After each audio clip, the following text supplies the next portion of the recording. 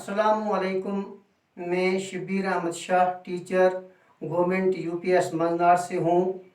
मेरी 7वीं जमात के मैथ के चैप्टर नंबर 2 से लिए गए सबक, चैप्टर नंबर 2 से लिए गया लेसन मौजू जो है वो फ्रैक्शंस है आज की। चलिए बच्चों, आज हम जो ये फ्रैक्शंस का टॉपिक है, आप अपनी किताब खोलिएगा और इस पे देख लीजिएगा पेज नंबर 32, 32 पेज नंबर है। ये चैप्टर नंबर 2 है आपके मैथ की बुक पे। तो आज हम एक दिलचस्प मौजू जो है वो फ्रैक्शंस है। जब आप दिलचस्पी रखेंगे इसमें तो आपको फिर आगे जो एक्सरसाइज आएंगे उनमें कोई दिक्कत नहीं होगी। मेरे बच्चों में भी इसमें दिलचस्पी रखता हूँ, आपको भी रखना होगा ऐसी तलबा और तालिबात को, ताकि आगे जाके हमें जो आगे एक्सरसाइजें आती हैं इसके अंदर उनमें कोई दिक्कत पेश ना आए। तो मैं वसूख से कहता हूँ कि आप मेरा साथ देंगे, आप बड़ी दिलचस्पी से सुनेंगे, आप इसको अपने मन के अंदर बैठाएंगे, क्योंकि बहुत ही दिलचस्प टॉपिक है ये फ्रैक्शंस। तो क्या होती है फ्रैक्शंस, मैं आपको तफसीलन बता देता हूं कि ये फ्रैक्शन किन नंबर्स को कहा जाता है।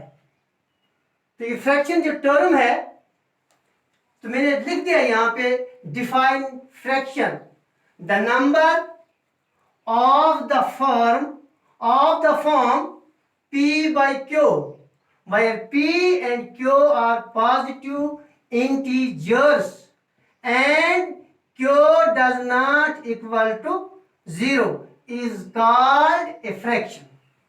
आपको क्लियर होना चाहिए कि फ्रैक्शन किन नंबर्स को कहा जाता है।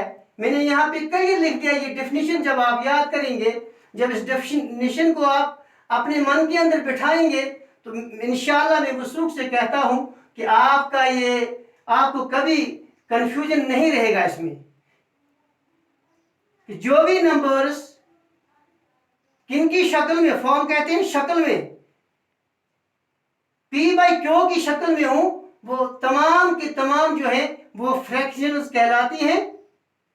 और एक बात और आपको याद रखना चाहिए कि जो ये q does not, जो ये q है, q does not is equal to 0। q कभी भी, यानी जो ये निचला पोर्शन है, ये कभी भी इसका 0 नहीं होता है। अगर ये 0 होगा तो ये फ्रैक्शन नहीं कहलाएगी। आप चलिए बैठो आगे। हो गया एक पॉइंट क्लियर। आप मैं दूसरा पॉइंट आपके ज़हननशीन कराना चाहता हूं। A fraction has 2 parts. एक फ्रैक्शन के 2 पार्ट्स होते हैं। कितने पार्ट्स होते हैं? 2। शाबाश। एक पार्ट होता है the numeral above the division line. एक पार्ट जो होता है, ऊपर वाला पार्ट जो होता है, उसको कहते हैं the numeral above the division line. दूसरा पार्ट जो होता है इसका, the numeral below the division line. दूसरा पार्ट जो होता है जो डिवीजन लाइन से नीचे होता है। तो यहां मैंने आपको दिखा दिया है, यहां एक मिसाल मैंने दे दी है, 2 डिवाइडेड बाई 3। 2 जो है ये न्यूमरेटर है, और जो ये लाइन है ये डिविजन लाइन है, और जो 3 है ये डिनोमिनेटर है। उर्दू में 2 को शुमार कुनंदा कहते हैं, और जो ये लाइन होती है ये तकसीम की लकीर होती है, और जो ये निस्ब नमा होता है, ये 3 जो है ये निस्ब नमा कहलाता है। हो गया ना आपको अंडरस्टैंड? इसमें कोई शक की बात नहीं है। कहीं पे तो आप कंफ्यूजन नहीं हुए।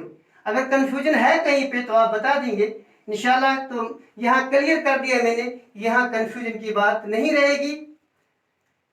अब इस पे मुझे एक जोक भी याद आता है, अगर कह दूं टाइम है तो कह दूं, न है टाइम तो टाइम की तो खास ख्याल रखना है। जोक ये है कि 2/3, 2/3 यहाँ पे लिख दिया। ये इस पे जो बाद में कह दूंगा, पहले ये आप देख लीजिएगा। 2/3 इज रीड एज 2/3, एज 2/3 को एज रीड हम पढ़ते हैं 2/3, जो कि ये है कि इसको एक बार कहा गया, मैं पढ़ाते पढ़ाते कमो बेश मुझे याद आता है अपनी क्लास के अंदर, तो मैंने कहा 2/3, तो एक बच्चा गया तो उसने पत्थर उठा के लाया। मैंने कहा क्यों बेटा? कहा आपने जो कहा 2 बटा, ये बटा जो है, बटा एक हमारी जुबान के अंदर, गुजरी जुबान के अंदर लफ्ज जो है, जो लफ्ज जो है वो पत्थर को कहते हैं। तो उसने कहा कि आपने बटा जो ये बोला मास्टर जी। मैंने कहा ठीक है बेटो, तभी मैंने इस वक्त आपको क्लियर कर दिया, मुझे वो बात ज़हन नशीन में रही है कि 2/3, ये जो 2/3 इसको रीड कैसे कैसे पढ़ा जाता है। तो उसके बाद मैंने कहा कि नहीं, ये बटा नहीं है, ये 2/3 है, इसको पढ़ा जाएगा 2/3। अब अगर उर्दू में पढ़ा भी जाए इसको, अगर उर्दू में पढ़ा भी जाए इसको बच्चों, कि हम पहले जो थे, पहले जमाने में वो इसको पढ़ते थे 2/3, उसका मतलब ये था कि 2 को बांटा गया, बटा का मतलब है ये 2 डिवाइड हुआ है, इसके 3 हिस्सों में होना है। चलिए हो गया क्लियर यहाँ तक भी कंफ्यूजन नहीं रह गया, आप हो गया ये भी क्लियर। अब चलेंगे इंशाल्लाह हम फ्रैक्शन। आप देख लीजिएगा, अब आपको ध्यान रखना है कि fractional whose numerators are less than, वो फ्रैक्शन जिनके न्यूमिनेटर्स मैंने आपको बता दिया, न्यूमिनेटर के लिए ऊपर लगा हुआ है कि न्यूमिनेटर किनको कहते हैं, उपले पोर्शन को, उप डिवीजन लाइन के ऊपर जो पोर्शन होता है वो न्यूमिनेटर कहलाते हैं, और जो डिवीजन लाइन के निचला डिजिट होता है वो डिनोमिनेटर कहलाता है। तो यहाँ पे whose numerators are less than the denominators are called proper fraction. जिनके न्यूमिनेटर्स, जिन भी फ्रैक्शनों के न्यूमिनेटर्स आपको लेस देन, छोटे स्मॉल दिखाई देंगे, स्मॉल होंगे, तो उनके डिनोमिनेटर उनसे बड़े होंगे, तो वो कौन सी फ्रैक्शन कहलाती है? Proper fraction. याद रह गया बच्चों? एक बार मैं फिर कहूंगा आपको कि जो प्रॉपर फ्रैक्शन होती है वो उनके जो न्यूमिनेटर्स होते हैं वो लेस देन होते हैं डिनोमिनेटर से।